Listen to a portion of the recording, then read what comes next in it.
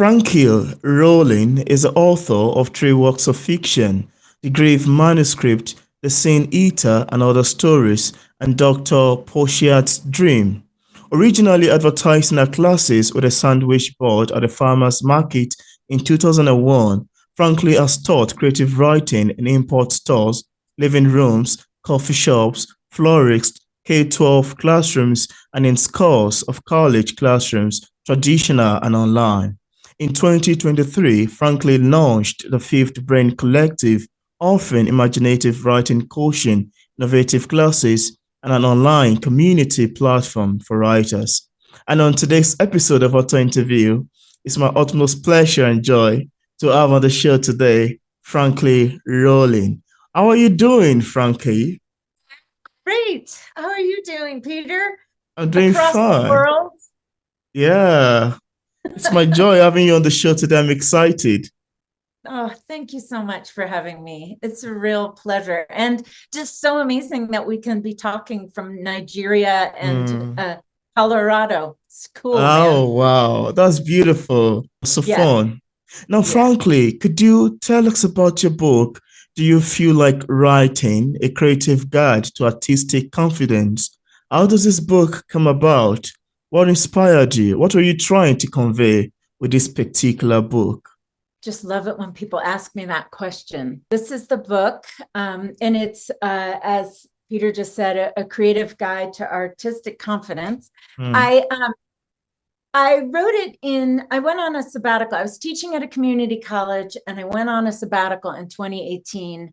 And a friend had been saying to me for years, like, what I'd be going on and on about something about writing. And she'd be like, that goes in the book. And I'd be like, mm, I'm not writing a book on writing. I like that's beyond me. And then after a while, I was like, I guess I am actually writing a book on writing. And so I just poured it out and I was revising it and working on it when the pandemic happened. mm. And in the pandemic, obviously, my large class load came online. And so I was teaching all these writers, and they were all having so much pain and Oh, struggling to write. And I could see how important it was that they write and how important it is that anyone who wants to create something mm. take the time and space to do that.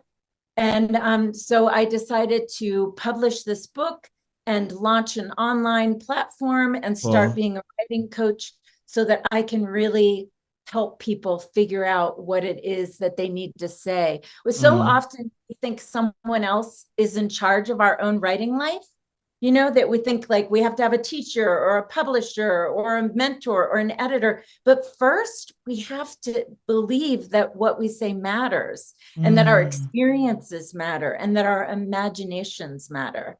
And so this book is telling everybody that you have what you need to create. You have it, it's already inside of you. It doesn't belong to someone else or somewhere else. So it's a book that's really meant to empower its readers. Wow. I love the sound of it, and I love your motivation to this. It sounds very intriguing and quite captivating. Thank you so much for sharing. Yes. Now, you also have another book titled The Grief Manuscript. For readers who haven't read the book yet, and of course, without giving much information away, could we have a sneak of what to expect picking up The Grief Manuscript? Yes. I can this illustration on the cover shows you what you can expect with the grief manuscript, that it's about Oh, and how grief alters you and makes you feel so strange. It's something I wrote. I got divorced and I could not really understand how to deal with the grief that I was experiencing. And oh, so I wrote this series of metaphors each day. I was just doing it for myself. And I wrote each day what I felt like. And at like one point, it's like the narrator cuts off her tongue, and at one point, her mm, head falls off and rolls into the garden. And wow, the idea is that you are altered forever by your grief. And mm, there's a little monster that shows up in this book. There's a lot of magical realism in all of what I write. wow, And but what was interesting to me about this book is I thought it was just going to be for divorced people, But then a man whose wife was moving into dementia, he wrote and told me how important it was.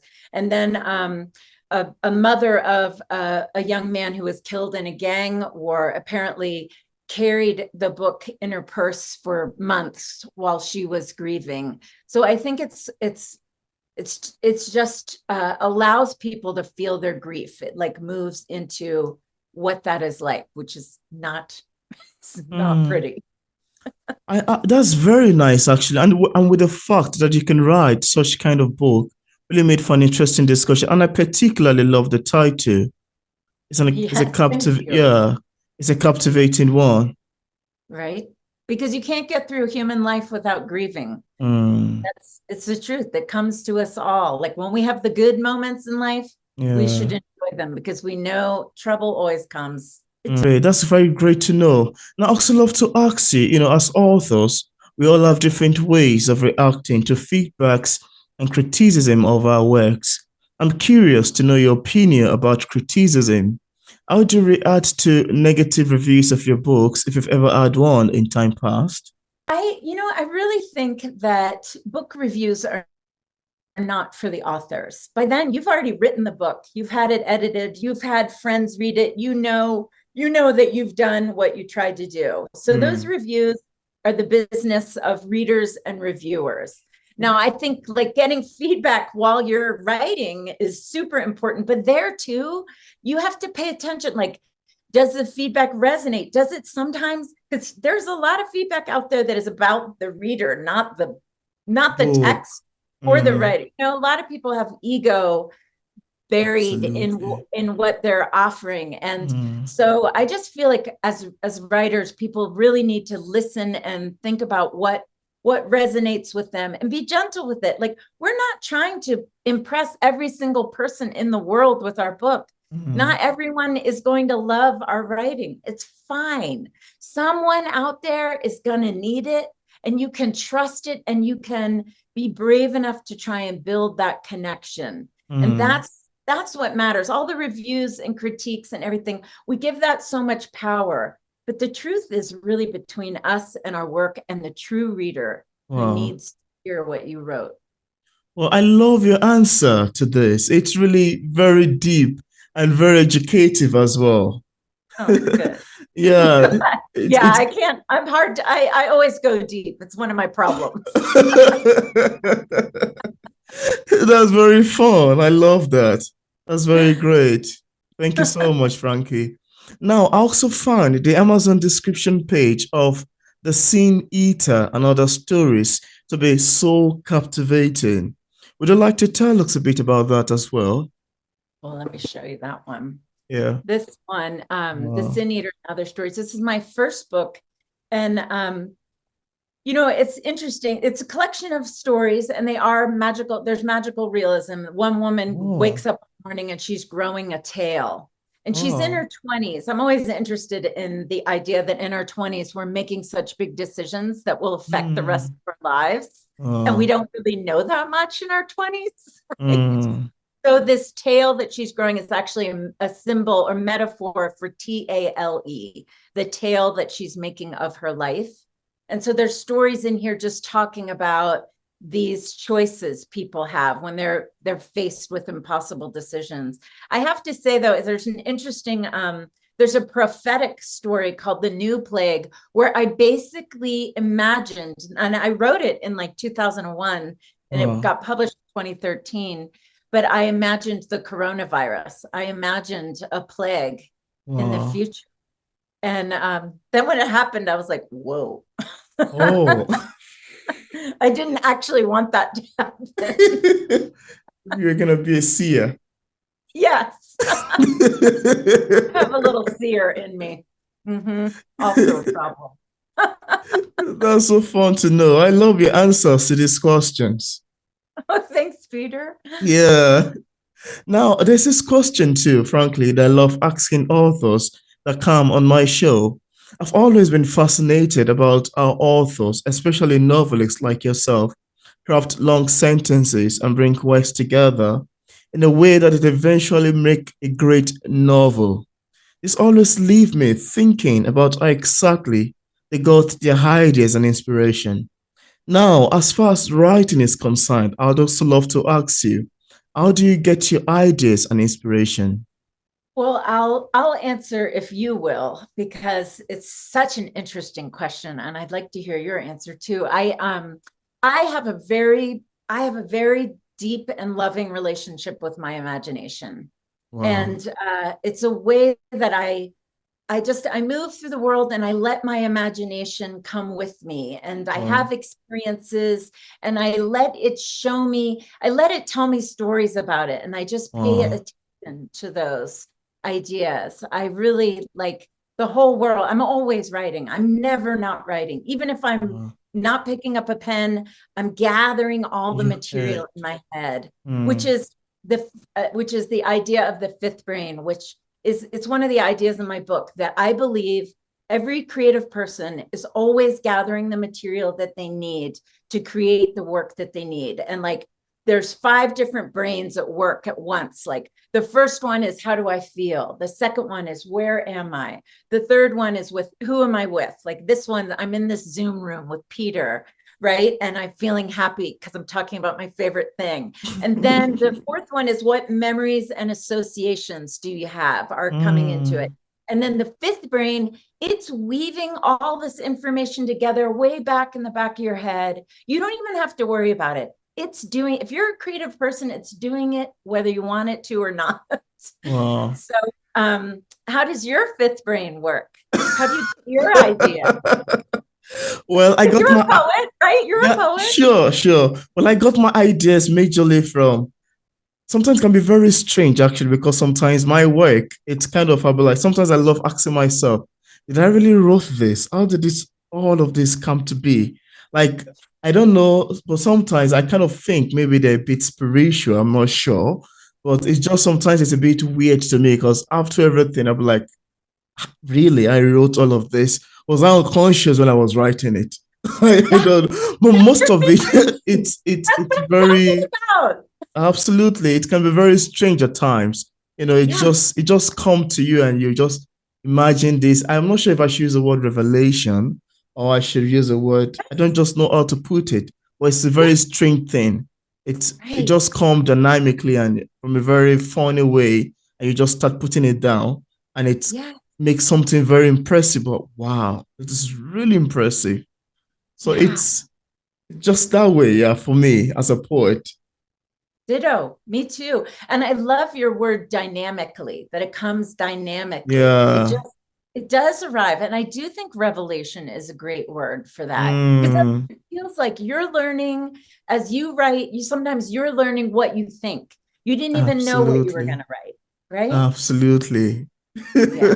It's a cool thing that happens to us. Yeah, absolutely. Now, frankly, apart from do you feel like writing the Grave Manuscript and the Sin Eater, do you have any other works you've authored, maybe currently working on? I have a novel that I've been working on for a long time called Origin, which I really love. It's beautiful. It needs some work. But I also have a collection of short stories called The Empty House Fairy Tales. And Oh, it's tales for disappointed women. oh, So wow. it's also magical realism where like there's one woman, she's on her honeymoon and she turns into a wolf and vanishes into the forest. Oh, And it so funny. she feels like she might have made a mistake. And then in another one, there's a woman, she's so angry. She doesn't know what to do with her anger. She doesn't know how to deal with it. And she blows apart, like her arms fly off and her head flies off, but she's still alive. Oh my God. She has to figure out what to do with her arm, which is over there. You have such an amazing characters. Thank you. They are my people. They are my people. Well, that's so fun. Now, is there anything that you'd love to share with the viewers about your books that we did not mention in this interview? And I'd love the viewers to know. Well, I think one thing to really learn from my books is that I believe in them. I love them. I wrote them because I needed to learn how to live this human life And so there's wisdom embedded in it for readers Mm, about how to live this human life. Obviously, not everyone will dig them, which is great. mm, But for people writing, it's so easy to give the power away and assume that someone else gets to tell you. I mean, I know someone who's written a 300-page novel, and they were like, I don't know if I can really call myself a writer. mm. You wrote 300 pages, that makes you a writer. Like, it is a verb, writing. Absolutely. Yeah. Right, writer. But we're always giving that power away. So I think, for just writers and readers, just thinking about what the author is trying to give to you, how they can teach you about being a human and the human condition. Mm. And Wow. as writers, like, just trying to learn from your own writing and from your own ideas, just Mm, letting that happen, letting it be a surprise and a delight rather than wow. a chore. So many writers in particular feel like, I have to get back to writing. It's a chore. And I'm like, if you love it, you can just love it. I so much love answers to this question. It truly much made for an interesting discussion. I love them. Thank you. Thanks, Peter. They're good Yeah. questions. Yeah. Now, as a published author, what sort of advice do you have for other writers who are still struggling with publishing a book? What would you advise people in this category? I really think now is the time to try different things, Yeah. innovate. Publishing is changing so much as we speak. The pandemic has altered everything. And some Mm, people are trying to hold on to the old way, and some people are moving forward. I mean, there's the world of fan fiction, where tons of people are writing in public forums. mm, There's self-publishing, which, there's a whole range of different kinds of writing in there. And then there's, the old roots of publishing, where there are people who still love and honor writing. So I just think that people, first of all, need to love their own writing and work towards writing what they want to write, being the first audience, yeah, and and then just being fierce about finding their audience. Who do you need? absolutely. Who do you want to read your work? Where do you want it to go? What do you Mm, want it to, and not always believe that there's something against you, but enter mm, into the work of writing and trying to publish with joy and curiosity. I really, absolutely. because it's hard, it takes a long time. Absolutely. Wow. I love your advice. I really love your advice, and I'm hopeful that viewers, including myself, would love to utilize it. Now, frankly, in case we have some interested viewers who are watching this interview and would love to get a copy of your books, on what platform are they available on for purchase? They are on, you can get, especially Do You Feel Like Writing is available on Bookshop and the Grief Manuscript and Amazon. And The Oh, Sin Eater and Other Stories is available on Amazon, because my publisher went out of business on that one. So I re-released that one on Amazon. oh, that's And I have, great. my website is fifthbraincollective.com for coaching. I have a free class on there if somebody wants Wow. more of this kind of warm, radiant advice about writing. That's accessible, and all the other information is on there too. Wow, that's very great. That's so lovely to know. And I left a link in the discussion part of this interview where interested viewers can get a copy of Franklin's books directly on Amazon. I also left a link to our website in case we have some people who are interested in reaching out directly. So thank you so much, Frankie, for Thank accepting the invitation to be featured on P English Literature. It's awesome having this conversation with you. you. Are a joy, Peter. I really appreciate the work you do. Your interviews are they're very kind. I really enjoy Oh. them. Thank Thank you. you. That's such a compliment. I appreciate that.